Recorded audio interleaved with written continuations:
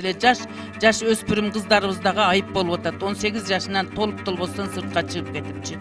Башка улуттун кыздары жакшынакай жүрүп, биздики жаман жүрүп калса, биз дагы намыстанабыз. 2023-жылдын май айын эстегенде Жогорку Кеңештин депутаттары кыргызстандыктардын укуктарын чектөөгө кезектеги жолу чамынганын эстей турган болдук. Анткени менен калкка кам көрүү деген шылтоо менен кайра Конституцияга каршы келген демилгелерди көтөрүп чыгышты. Мисалы, мурдагы спортчу, учурдагы депутат, TikTok дегенде итатайы тутулган Шайлообек Атазов 18-ге чыккан жашы жеткен кыргызстандыктар чет өлкөгө чыга турган болсо, сапарынын максатын билим алууга же эмгек миграциясына кетип жатса, барган жеринин, окуу жайынын тактаригин көрсөтсүн деген сунушун келтирди. Депутаттар жаштар Кыргызстанга кайтып келбей коет деп чочулайт. Ошондой эле өлкө ичинде деле жумуш орну толтура деп эсептешет. Ал Тургай Атазов 2 миллион чамалуу кыргызстандык сыртта миграцияда жүргөнүн белгилеп, алар башка өлкөдө цемент ташыганча мекенине келип иштесе болмок деген оюн айтты. Мисалы, Баткенде алча терип, тигүү цехтеринде же курулушта, башкача айтканда ошол эле цементти өз өлкөсүндө ташып иштесе болот. Атазов кыздарга Кыргызстанда мейманканаларда иштөөнү сунуштады. Бирөөсү отель ачты эле, ал жерде кыздар жетишпей атат. Ошол отелде иштегенге. Эмне үчүн биздин кыздарыбыз сөзсүз Дубайда, Анталияда жана башка жерде иштеш керек, эмне үчүн Кыргызстанда эмес? Сунушунун актуалдуулугун түшүндүрүп жатып, Атазов көптөгөн жаш балдар мигрант ата-энелеринен алыс жашап жатканына нааразы болду. Бул жерде жаштардын кандай тиешеси бар? Анан калса, депутат айткандай, өлкөдө жумуш орнунун жетиштүү болсо, ата-энелер балдарын калтырып кетпейт эле го. Ошентсе да Атазовдун айткандарында талкууга жатпаган маселе да айтылды. Эгерде кыргызстандыктар чет өлкөгө кете турган болсо, бара турган мамлекеттин мыйзамдарын так билиши керек. Ошондо гана укук бузуулардан, түрдүү күтүлбөстүктөрдөн сак болушат экен. Өткөн жылы Атазов аяллардын гана кирип чыгуусун чектөөнү сунуштаган болчу. 18-20 жаштагы кыздар чет өлкөгө ата-энеси менен же турмушка чыккандан кийин гана барышсын деген. Кыргызстандык аялдар каршылык иретинде митингге чыгышкан. Быйыл мыйзам долбоорун сунуштап жатып, Атазов митингди эскерип, нааразычылыгын айтты. Кыздар митингге мини-юбка кийип келишиптир. Чын эле, аялдар митингге өздөрү билгендей кийинип келгени эмнеси отом? Атазовдун адамдардын баскан турганына чектөө коюу аракетин кесиптеши Надира Нарматова дагы колдойт. Нарматова Орусиянын эң кейиштүү мыйзамдарынан көчүрүп келген репрессиялык чектөөчү демилгелери менен таанымал. Нарматова кыргызстандыктар чет өлкөдө ар түрдүү кыйынчылыктарга кабылып, тагдырлары талкаланып жатканын айтып келет. Ал уурулук үчүн түрмөгө түшкөн же курьер болуп иштеп жүрүп, ташыган товары баңгизат болуп чыгып, абакка түшкөн балдарды мисал келтирди. Анын пикиринде, кыргызстандык жаштар чет өлкөдө иш издөөнүн ордуна Кыргызстанда, мисалы, тигүүчү болуп иштесе болот.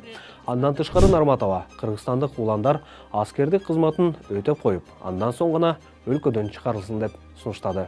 Күчкө толуп турган жигиттерибиз армиянын катарына да кызмат өтөбөстөн сыртка чыгып кетип, жандынын кордукка дуушар болуп аткан фактылар көп болуп атат. Кыргыз армиясынын аскердик милдетин өтөө үчүн чакырылган жаш балдар үчүн коопсуз, алар басмырлоого, уруп сабоого кабылбайт деп айта аласызбы же айтпайсызбы? Аны өзүңүз чечиңиз. Нарматова кесиптешин улай каралбай калган мигранттардын бала чакасы көйгөйүн көтөрүп чыкты. Бирок жаш кыздарды чет өлкөгө чыгарууга тыюу салуу менен мигранттардын балдарынын көйгөйүн кантип чечкени жатат, дагы деле түшүнүксүз. Кыргызстанда маянасы жакшы жумуш орундары дээрлик жок, өтө аз. Жаштар өлкөдө туруп деле бала чака күтөт, бирок алар кайра эле иш издеп четке кетишет. Көйгөй мурдагыдан да курчуйт. Нарматова өлкөдөн чыгууга тыюу салуунун зарылдыгын чет өлкөдө жүргөн кыргызстандык кыздар жашоодон көңүлү кала турган кыйынчылыктарга туш болуп, натыйжада үй бүлө курууну каалабай жатканы менен түшүндүрдү. Чынында эле ушундайбы, айтыш кыйын. Балким жаш улан кыздар Кыргызстандагы айлык маянага үй бүлө күтүү, балдарды камсыздоо кыйын болоорун түшүнүп, шашпай жаткандыр. Өлкөдөгү үй бүлөлүк зомбулуктун абалы да үй бүлө курууга анчейин шыктандырбайт. Кыргызстандыктарды коркунучтардан сактайбыз деген ниетте кыймыл аракетине чектөө коюуга умтулгандар Нарматова менен Атазовго чейин да болгон.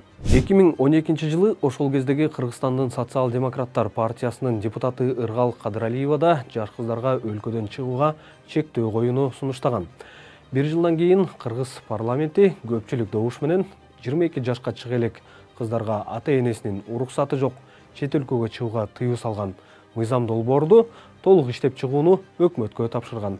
Менин максатым кыргыз кыздарына чек коюу, алардын укугун басмырлоо эмес, тескерисинче, алардын келечегине психикалык, физикалык абалына кам көрүү болуп эсептелет, деген Анда Кадыралиева. Ал мындай кадам кыргызстандык кыздарды сексуалдык кулчулуктан коргойт деп эсептечү.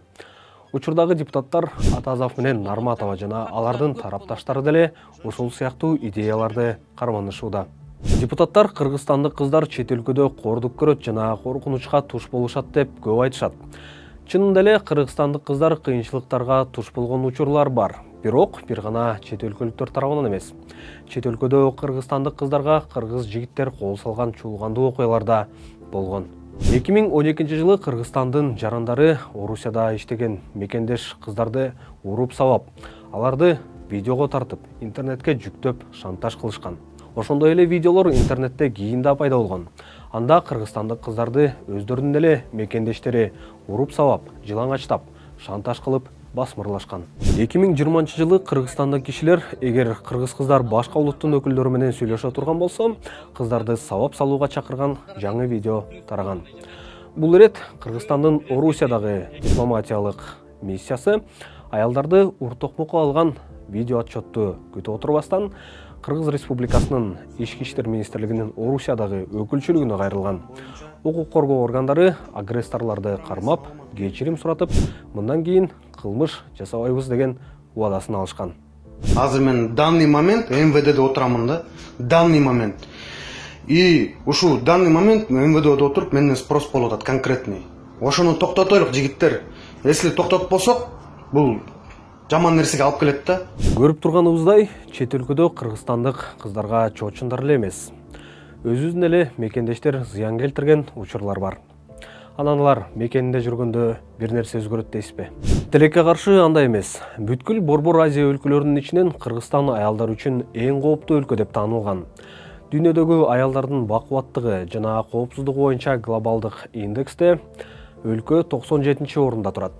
Аталган индексте 170 өлкөдөгү аялдардын абалы камтылган. Депутаттардын айтымында алар жаш кыздарга чет өлкөгө чыгууга тыюу салуу менен сексуалдык кулчулуктан коргоп калабыз деп ойлошот. Демек, Кыргызстанда сексуалдык кулчулук жокпу? 2021 жылы 2 милиционер Бишкекте 13 жашар кызды жарым жыл бою зордуктап жүргөн. Аларга 15 жылдан өмүр бою эркинен ажыратууга чейинки жаза берилиши керек болчу. Бирок сот болгону 7,5 жана 9 жылга кескен.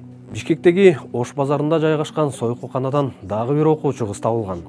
Аны Каракалдон уурдап чыгып, 2 апта бою зордукташкан. Мындай окуялар кыздарды уурдап, сексуалдык мамилеге мажбурлаган учурлар абдан көп. 2021 жылы эле башкы прокуратура мажбурлап никеге тургузуу максатында бул чындыгында сексуалдык кулчулукта эле көрүнүш. Кыздар уурдалган 560 учурду каттаган. Көп учурда мындай иштер сотко жетпейт, ал эми мыйзамды бузгандар тиешелүү жазасын албай калат. Кыргызстандын негизги мыйзамы бул Конституция. Колдонуудагы Конституцияда жарандар республиканын чегинен тышкары эркин чыгууга жана тоскоолдуксуз кайтып келүүгө укуктуу деп жазылган. Чыгуу укугун чектөөгө мыйзамдын негизинде гана жол берилери жазылган. Бул тууралуу Атазов менен Нарматованын демилгесине жооп кылып, Тышкы иштер министрлиги билдирген.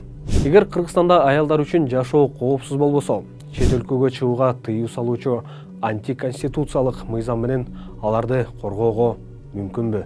Же бул депутаттардын популизми жана калктын салттуу көз карашты карманган бөлүгүнүн арасында популярдуу болуп, кызуу иштеп жаткан түр көрсөтүү аракетиби?